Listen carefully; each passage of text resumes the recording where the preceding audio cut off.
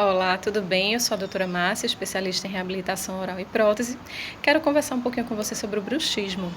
Um paciente portador do bruxismo, às vezes ele não consegue identificar o problema.